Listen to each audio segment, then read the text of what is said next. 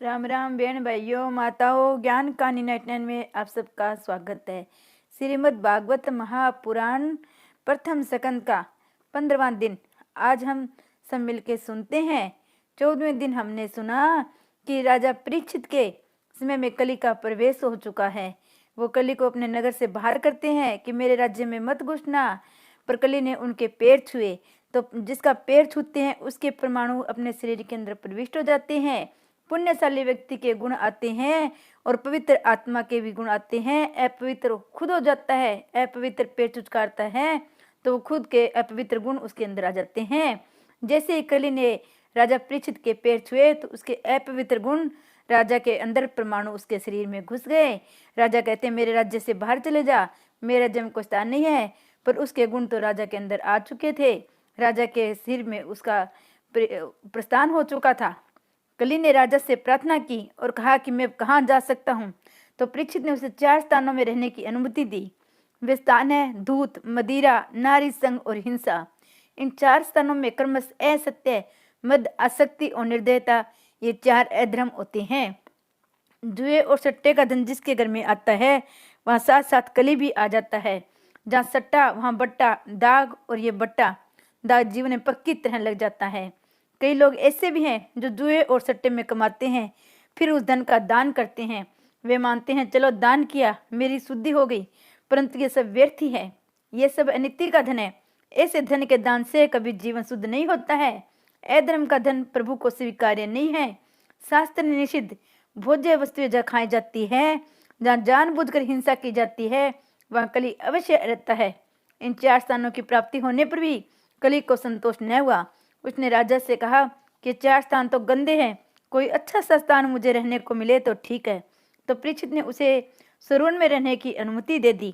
अशुद्ध साधन से जब सरोवर घर में आता है तो कली भी उसके साथ आधमकता है। अनित्य और अन्याय से प्राप्त धन में कली है। अनित्य द्वारा धन कमाने वाले को तो कली दुखी करता है, पर जो ये धन अपने वारिस के लिए रखता है वह वारिस भी दुखी होता है। असत्य, मद, काल, वेर और रजोगुण, ये 5 जहाँ हो वहाँ आज भी सतयुग है।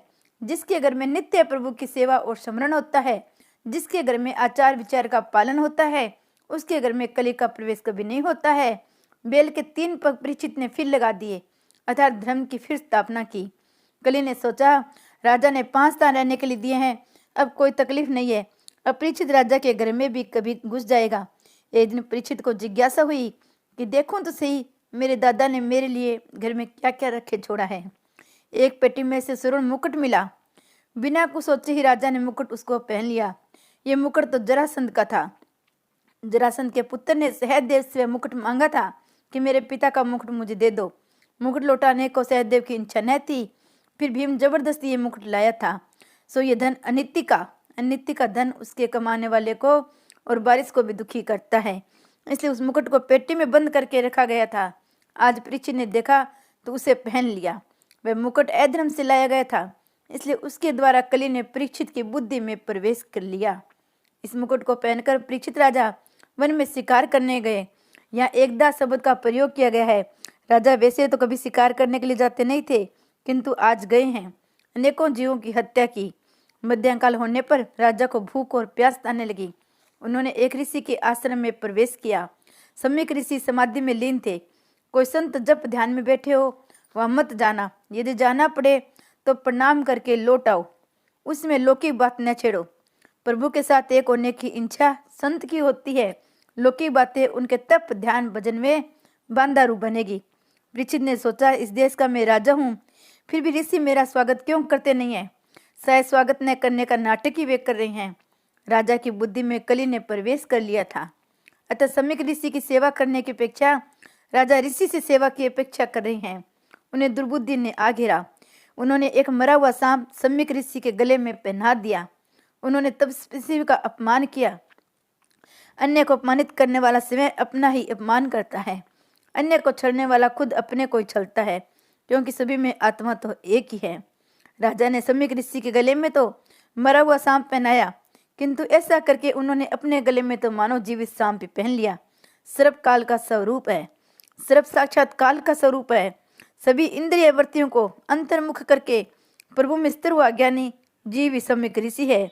ऐसे ज्ञानी जीव के गले में सर्प पहनाने का अर्थ है काल को मारना। जितेंद्र योगी का काल स्वयं मरता है, अर्थात काल उसे प्रभावित नहीं कर सकता। राजा का अर्थ है रजोगुण में फंसा भोग प्रधान विलासी जीव। ऐसे के गले में सर्प लटकता है, अर्थात जीवी सर्प उसके गले में है। सम्यक ऋषि के पुत्र श्रृंगी ने ये बात जानी तो वह क्रोध से भड़क उठा कि ऋषि का अपमान करने वाला ये राजा क्या समझता है अपने मन में। उसने सोचा ब्रह्म तेज अब भी जगत में विद्यमान है, मैं राजा को श्राप दूंगा। और श्रृंगी ने श्राप दिया, राजा को तूने तो मेरे पिता के गले में मरा हुआ सा पहना दिया, किंतु आज से 7वें दिन तुझे तक्षक नाग डसेगा। परीक्षित ने अपने सिर से मुकुट उतारा तो तुरंत उसे अपनी भयंकर भूल का भान हुआ। मैंने आज पाप किया है, मैंने मति भ्रष्ट होकर ऋषि का अपमान किया है। जब मति भ्रष्ट हो जाए तो मान लो कुछ न कुछ अशुभ अवश्य होगा।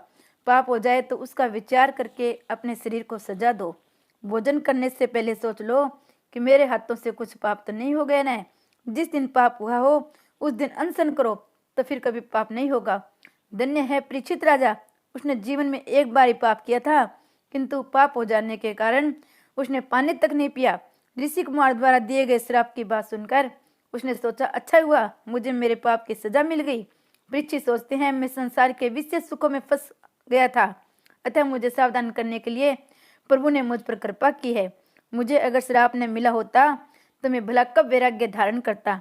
मेरे लिए प्रभु ने सापावतार धारण किया है। मृत्यु सिर पर मंडरा रही है, ऐसा सोचते रहोगे तो पाप नहीं होगा। परीक्षित ने गृह त्याग किया, वे गंगा तट पर आए। उन्होंने गंगा स्नान किया और ये निश्चय किया कि अन्न जल का त्याग करके अब प्रायश्चित व्रत करूंगा। बड़े बड़े ऋषियों ने यह बात सुनी तो बिना बुलाए वे राजा से मिलने आ गए। उन्होंने सोचा परीक्षित अब राजा नहीं राज ऋषि बन गए हैं। राजा के विलासी जीवन का अब अंत हुआ है, राजा का जीवन अब बदल गया है। इसलिए वे सब परीक्षित से मिलने आए। परीक्षित ने खड़े होकर सबको प्रणाम करके उनकी पूजा की। राजा ने अपने पाप की बात उन ऋषियों से बता दी। वैसे तो सभी लोग पाप को छिपाते हैं, अपने पुण्य की बातें सबसे प्रकट करते हैं। पाप को छिपाओ मत, पुण्य को तुम प्रकट मत करो। समाज के सामने पाप स्वीकारने से पाप करने की आदत छूट जाती है। परीक्षित ने कहा मैंने पवित्र संत के गले में मरा हुआ सांप पहना दिया। मैं अधम हूँ, मेरा उद्धार कीजिए। मैंने सुना है पापी को यमदूत मारते पीटते ले जाते हैं, मेरा मरण सुधारो। ऐसा कोई उपाय बताए, मुझे डर लगता है। मैंने मरने की अभी तक कोई तैयारी भी नहीं की है। परीक्षित ने मृत्यु की वेदना का संचार किया, विचार करने लगा। जन्म मरण के दुख के विचार से पाप छूटेगा। उन्होंने ऋषियों से कहा आप ऐसा कुछ करें कि 7 दिन में मुझे मुक्ति मिल जाए। आसन मृत्यु के कर्तव्य आदि मुझे बताइए। समय अधिक नहीं है, ज्ञान की लंबी चौड़ी बातें करेंगे तो समय पूरा हो जाएगा। मुझे ऐसी बातें बताइए, मुझे ऐसा मार्ग बताइए जिससे परमात्मा के चरणों में लीन हो जाऊं। मुझे ऐसी कथा सुनाइए जिससे मेरी मुक्ति हो। ऋषिगण सोचने लगे हम भी मृत्यु से डरते हैं, अंत समय में प्रभु का नाम होठों पर आना मुश्किल काम है। मात्र 7 ही दिन में राजा ने कैसे मुक्ति मिलेगी, ये तो असत्य है। इसे सब ऋषि चुप हो गए। 7 ही दिन में मुक्ति का पाना असंभव सा है। मृत्यु के पास का समय अति नाजुक होता है। महाज्ञानियों को भी मृत्यु का डर लगता है। राम नाम जल्दी होठों पर आता नहीं है। रामचरितमानस में बाली ने कहा है जन्म जन्म मुनि जतन कराहो, अंत राम कई आवत नाहे। कोई भी ऋषि राजा को उपदेश देने को तैयार न हुआ, किसी में भी बोलने की हिम्मत नहीं थी। परीक्षित सोचते हैं समर्थ होने पर भी ये ऋषि मुझे उपदेश क्यों नहीं दे रहे हैं। वे सोचते हैं जगत के जीव चाहे मेरा त्याग करे, मैं भगवान का आश्रय लूंगा, भगवान नारायण कृपा करेंगे। अब समय अधिक नहीं है, मैं किसकी शरण लूं?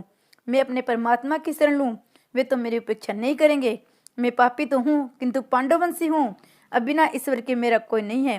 परीक्षित ने ईश्वर का आश्रय लिया, भगवान की स्तुति की, द्वारिकानाथ को याद किया।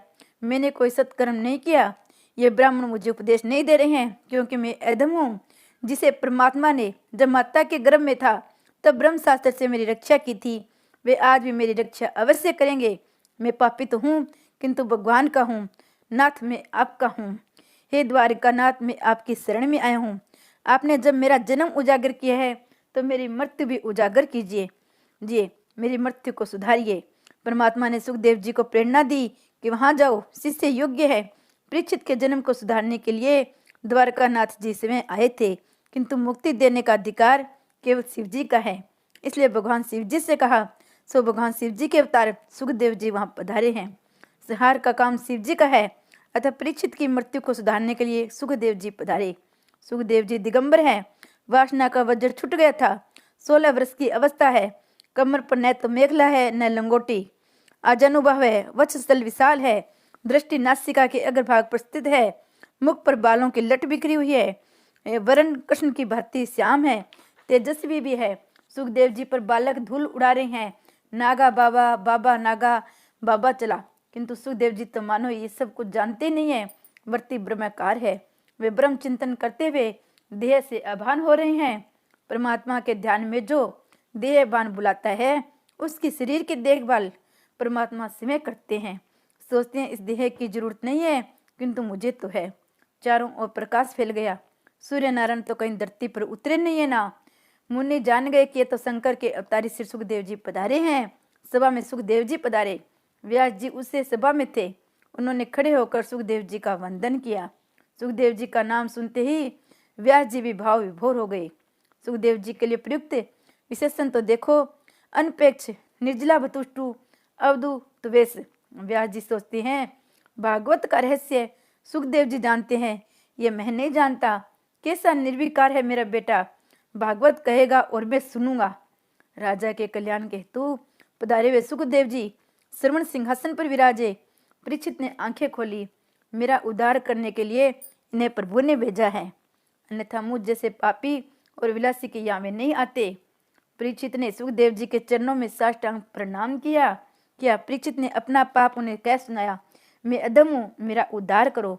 आसन मरण का क्या करना चाहिए, मनुष्य मात्र का कर्तव्य क्या है, उसे किसका श्रवण, जप, स्मरण और भजन करना चाहिए। गुरुदेव सुखदेव जी का हृदय पिघल गया। शिष्य सुयोग्य है। अधिकारी शिष्य मिलने पर गुरु का दिल कहता है कि उसे अपना सर्वस्व दे दूं। गुरु ब्रह्मनिष्ठ हो, निष्काम भी हो, था शिष्य प्रभु दर्शन के लिए आतुर हो तो 7 दिवस तो क्या 7 मिनट में प्रभु दर्शन हो सकते हैं। अन्यथा गुरु लोभी हो और शिष्य लौकिक सुख की इच्छा करता हो तो दोनों नरकवासी होते हैं। लोभी गुरु और लालची चेला हो नरक में ठेल मठेला। सुखदेव जी कहते हैं, राजन तू घबराता क्यों है, अभी 7 दिन बाकी है। मैं तेरे पाप से कुछ लेने नहीं देने आया हूँ। मैं निरपेक्ष हूँ। मुझे जो आनंद मिला है वही परमात्मा के जो दर्शन हुए हैं वही दर्शन तुझे कराने आया हूँ। मुझे मिला वह तुझे देने आया हूँ। मेरे पिताजी भूख लगने पर दिन में 1 बार बेर खाते थे, किंतु इस कृष्ण कथा में भजनानंद इतना आनंद मिलता है कि मुझे तो बेर भी याद नहीं आते।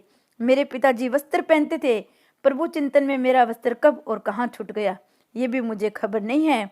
7 दिन में तुझे कृष्ण दर्शन कराऊंगा। मैं बांदरानी हूँ। कृष्ण आनंद में मस्त होने के बाद बेर खाना भी कहाँ याद रहता है। भगवान बद्रियान सुखदेव जी का संपूर्ण वर्णन वैराग्य शब्द से व्यक्त हो सकता है। बांद्रायणी के स्थान पर सुख शब्द का प्रयोग चल सकता था क्या? भागवत में एक भी शब्द का प्रयोग निर्थक नहीं है। सुखदेव जी के वैराग्य को दिखलाने के लिए इसका प्रयोग किया गया है। सुखदेव जी बांद्रायण व्यास जी के पुत्र हैं। व्यास जी का तप और वैराग्य कैसा था? व्यास जी सारा दिन जप तप किया करते थे। भूख लगने पर सारे दिन में केवल 1 बेर खाते थे, केवल बेर का ही आहार करते थे, अतः वे बांद्रायण कहलाए। ऐसे बांद्रायण के सुखदेव जी पुत्र है जिसमें खूब ज्ञान और वैराग्य हो, वह दूसरे को सुधार सकता है। सुखदेव जी में वे दोनों पूर्णत थे। आज के सुधारक में त्याग और संयम दिखाई ही नहीं देता, वह दूसरों को क्या सुधारेगा। मनुष्य पहले अपने आप को सुधारने का प्रयत्न करे। राजन जोश में बीत गया उसका स्मरण मत करो, भविष्य का विचार भी मत करो, सिर्फ वर्तमान को सुधारो। 7 दिन बाकी रहे हैं, मेरे नारायण का स्मरण करो, तुम्हारा जीवन अवश्य उजागर होगा।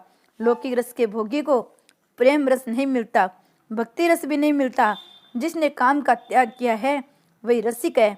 जगत का रस कटु है, प्रेम रसी मधुर है। जो इंद्रियों के अधीन होता है उसे काल पकड़ता है। भागवत का वक्ता सुखदेव जी जैसा होना चाहिए। श्री कृष्ण भगवान ने की जय। अपना प्रथम स्कंद समाप्त, दूसरा स्कंद कल से शुरू करेंगे। हरे राम राम राम हरे हरे, हरे कृष्णा कृष्ण कृष्ण हरे हरे, हरे कृष्णा कृष्ण कृष्ण हरे।